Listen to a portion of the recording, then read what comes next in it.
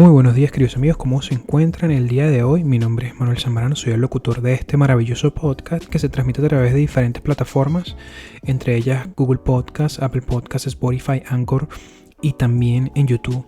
Estamos grabando este episodio cuando es 12 de diciembre a las casi 4 de la tarde. Este vendría siendo el episodio número 67 y el día de hoy tengo un contenido súper interesante que compartirles. Y la verdad es que estoy sacando esta información de un maravilloso artículo del New York Times que se llama Los riesgos de informarle al mundo sobre el apocalipsis o sobre la posibilidad de un apocalipsis más bien. Y la cosa empieza de esta manera. Ya sabemos que la película se llama No miren hacia arriba. Ya usted debe saber de qué película estoy hablando. Se va a estrenar creo que la semana que viene en Netflix. Y esta nueva película, un par de astrónomos interpretados por Leonardo DiCaprio y Jennifer Lawrence asumen la responsabilidad de decirle al mundo que hay un cometa, un destructor de planetas que se dirige directamente hacia la Tierra. Entonces deben difundir la noticia. Pero no les sale bien porque en este caso la presidencia de Estados Unidos, que está interpretada por Meryl Streep, me imagino que están apelando a los demócratas con la candidatura de Hillary Clinton hace 4 años. Pero la presidenta de los Estados Unidos está más preocupada por los números de las encuestas, los presentadores de programas de televisión ridiculizan a los científicos y los oligarcas prefieren explotar los minerales de este cometa. O sea, hace 15 minutos estaba viendo un programa de Jimmy Fallon en el que invitan a este joven australiano súper famoso que tiene su propio programa de televisión en un canal de Australia. Él es muy famoso sobre todo porque él es hijo de Steve Irwin. Él se llama Robert Irwin y su padre Steve Irwin fue el famoso cazador de cocodrilos, el que murió por una mantarraya hace ya varios años. Y este joven fue a presentar el programa de Jimmy Fallon a unos animales, pero Jimmy Fallon y Kevin Hart estaban tan ensimismados en hacer payasadas en el programa que no pudo escuchar lo que trataba de decir este joven sobre los animales. What animals did you bring for us tonight? We've got some really good ones. It's going to be awesome. I'm starting off with something very cute and cuddly. This is Giselle. Oh! So come on, Entonces insisto en cómo el artículo de New York Times dice en una de las partes, los presentadores de los programas de televisión intentan ridiculizar a los científicos, y esa es la premisa con la que yo quiero empezar el programa del día de hoy. ¿Por qué? Porque existe un afán en los medios y en cierto sector de la sociedad en ridiculizar las noticias científicas, desacreditarlas, y en eso va a estar centrada nuestra premisa de hoy. Y una de las primeras aristas de este cuestionamiento es que crear noticias falsas es un buen negocio. Vamos a poner el ejemplo que inventar noticias deliberadamente para engañar o entretener básicamente no es algo nuevo, pero la llegada de estas redes sociales hizo que las historias reales y las ficticias se puedan presentar de una manera tan similar que a veces es difícil distinguir entre ellas. Entonces, en Estados Unidos, por ejemplo, la investigación que se hizo en el Pew Research Center reveló que el 62% de los estadounidenses reciben noticias falsas a través de las redes sociales. Y de manera que es cada vez más probable que para que nosotros estemos viendo y creyendo información que no solo es precisa, sino que a veces es totalmente inventada. Particularmente yo soy una persona que no le gusta saber nada de lo que pasa en el mundo a través de las redes sociales. Y cuando digo redes sociales me refiero incluso hasta al Twitter, que básicamente su trabajo es dar noticias.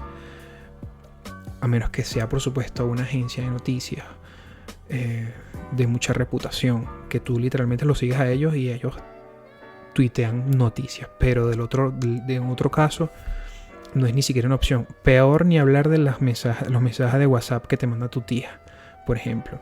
Aquí ponen un ejemplo, por ejemplo, de uno de los medios llamados The National Report, que promociona como la primera fuente de noticias independientes de Estados Unidos. El dueño del fundador de esta página web, él fue fundado por un hombre llamado Alex Montgomery, y él explica que a veces es como una droga, literal, es como una droga. Es genial ver cómo sube el tráfico y cómo pescaste a la gente con la historia. Me divierte mucho, dice él. Una de las más grandes de esas historias fue cuando él explica en un artículo sobre una ciudad en Estados Unidos que supuestamente estaba siendo acordonada debido a una enfermedad mortal. Y bueno, según explica Montgomery, han perfeccionado el arte de hacer que la gente lea y comparte estas noticias falsas.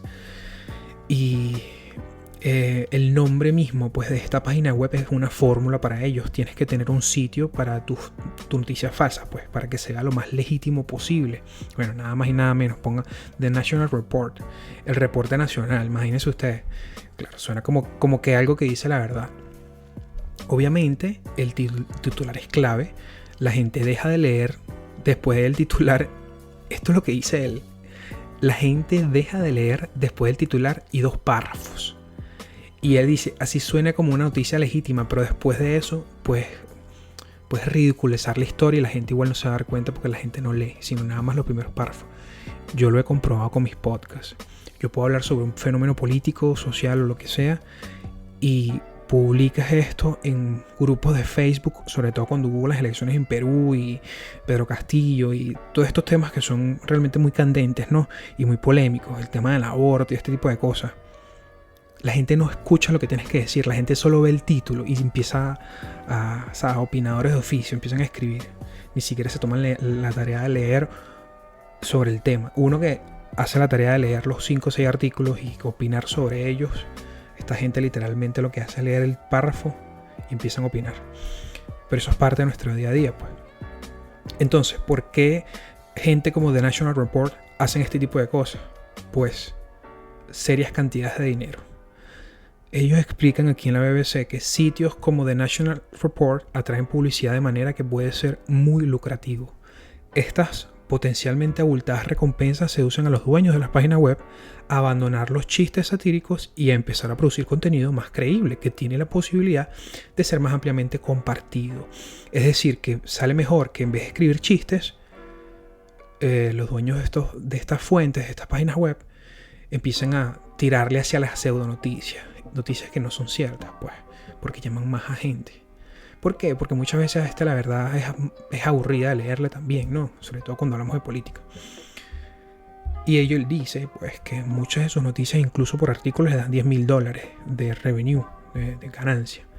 Entonces, esa es una de las razones por las que la gente comparte noticias falsas y porque la gente desacredita las noticias y los informes científicos. Es por este tipo de cosas que suceden. Ahora tenemos el caso de Alice Marwick. Ella es una profesora del Departamento de Comunicación de la Universidad de North Carolina. Ella publicó un artículo titulado de por qué las personas comparten noticias falsas. Ella analiza las razones detrás de esta práctica de básicamente reproducir la información que no es verificada de páginas de internet que también tienen dudosa reputación. Los descubrimientos de la profesora son bien interesantes, sobre todo porque observa que las noticias falsas no necesariamente cambian la opinión de las personas.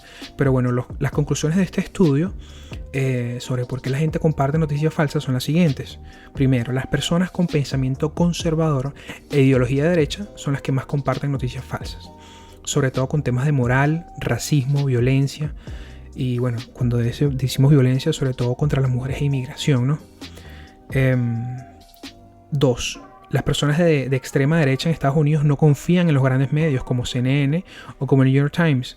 Por el contrario, obtienen su información en redes sociales, en sitios radicales como Breitbart, que de hecho reproduce de manera extrema la agenda informativa de Fox News. 3. La gente comparte noticias falsas aún sabiendo que son falsas, si éstas refuerzan sus creencias e ideología y si además les hacen sentir unidos a personas que piensan igual. Esto es interesante porque esto es un asunto medular en lo que yo he estado compartiendo desde siempre en este podcast, que son los sesgos cognitivos, y en este caso es el sesgo de la confirmación, porque refuerzan sus creencias e ideología. Entonces hay que tener mucho cuidado con eso. Ahora, finalmente, como número 4, las noticias falsas en realidad se pueden definir como noticias problemáticas. ¿Por qué? Porque abordan temas polémicos y que se difunden en momentos específicos de la agenda noticiosa. El ejemplo que les puse del aborto y las 3 causales y este tipo de cosas que, son temas muy candentes, pues, cuando la gente quiere opinar sobre ello. Ahora, volviendo al inicio de este podcast, Según Amy Mazur, que ella es la experta en asteroides de la Universidad de Arizona, que fue básicamente la consultora científica de esta película Don't Look Up, que es escrita y codirigida por Adam McKay y será estrenada este viernes, se enfoca en la tendencia de los seres humanos para descartar las malas noticias científicas y creer en información errónea. Fue concebida como una alegoría sobre la falta de adaptación ante el cambio climático. Lo que me lleva a la siguiente pregunta de por qué no cambiamos de opinión aunque nos demuestren que estamos equivocados. La primera impresión es la que cuenta. Esa es la forma en que Javier Salas empieza su artículo en El País y se plantea este cuestionamiento. Y él dice, cuando nuestro cuerpo recibe por primera vez una información sobre un asunto, se queda grabada esa silueta en nuestra cabeza. Es decir, que los humanos vivimos básicamente en un relato. Necesitamos que las piezas encajen. Cada vez más estudios demuestran las limitaciones de la razón. En ocasiones se ignoran los hechos porque no se adaptan a lo que pensamos y la verdad no siempre importa. Ahora, lo más probable es que las personas lleguen a las conclusiones a las que quieren llegar. Esto lo escribió la psicóloga social Shiva Kunda. Ella desarrolló la teoría del pensamiento motivado. Pues la idea es sencilla. Para defender nuestra visión del mundo, nuestro relato, vamos razonando inconscientemente, descartando unos datos y reconociendo otros en la dirección en la que nos conviene llegar. Y al final, la conclusión termina siendo la idea interesada inicialmente. Pero hay situaciones preocupantes en las que si los ciudadanos no hacemos caso a los hechos, ponemos en riesgo a las demás personas, pues. Y este es un claro ejemplo del asunto de las vacunas. Es una opción irracional que puede ser corregida aportando toda la información necesaria. Esto lo dicen los médicos y los divulgadores y las autoridades, pero los datos históricos dicen que no. Efectivamente, se han seguido mostrando datos y aún así la gente no se vacuna. Entonces, los informes han demostrado que por más que le ponga a usted la información a la gente no le va a importar, porque es una idea preestablecida en su cerebro y de hecho en el artículo le hacen un paralelismo con la mancha. La puedes colocar muy fácil, pero para quitarla es muy difícil. Ahora, los estudios, los expertos afirman que para ser efectivos tienen que integrarse en una narrativa. Es decir, ellos dicen que tienes que generar una cierta empatía, dejar hablar a la persona y después plantearle unos hechos y posteriormente convencerlos de que lo que ellos piensan, la idea preestablecida que ellos tienen es la equivocada. De hecho, tenemos un pediatra que usó intuitivamente trucos que han demostrado que su eficacia ha sido muy buena en distintos experimentos psicológicos y de hecho la idea es ponerse de su parte, dedicarles tiempo, dejar que se expliquen, conectar emocionalmente y abordar los mitos solo cuando hay confianza. De esa manera, al lanzar esta consulta abierta, recibió 20 familias recelosas en secciones individuales de media hora y al final el 90% aceptó ponerse una vacuna. A los hijos, por supuesto. Estamos hablando de los hijos. Y el 45% accedió a ponérselas todas. O sea que este experimento demostró que para conseguir un político de talante y objetivo y de que no seduzca a las masas con mentiras, tienes que tener un político que, además que diga la verdad, sepa adaptarse a la narrativa. Y yo creo que esto es bastante medular. ¿Por qué? Porque por lo general los profesores universitarios, los académicos, los científicos que tienen carreras en el área de investigación son las personas que menos escuchamos. A veces preferimos escuchar a, por ejemplo, Demi Lovato explicándonos por qué ella es pansexual cuando no escuchamos a una psicóloga social o a una sexóloga explicándonos por qué los jóvenes se están inclinando a preferencias sexuales de su mismo sexo. Es decir, que estamos utilizando los equivocados referentes. Ahora, necesitamos que un político tenga las cualidades no solo apelar a los métodos científicos de los hechos y darnos información verídica, sino que también nos sepa vender la verdad. Entonces ahí estamos una vez más cayendo en una sociedad decadente. No le podemos exigir a los futuros visionarios políticos o un continente o los organismos internacionales que no sepan vender las verdades. Entonces le pregunto, esto es por supuesto a raíz de la investigación que le acaba de presentar, en la que el informe sugería de que nosotros necesitamos que la gente nos sepa vender la narrativa.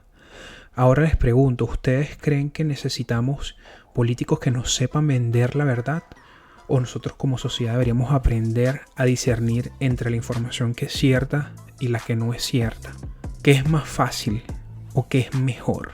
Así que hemos llegado al final de este episodio. Les agradezco 1.000.000 por haberse dedicado a escucharme 15 minutos. Y por favor no olviden suscribirse a mi canal. Espero verles en una próxima oportunidad y hasta luego.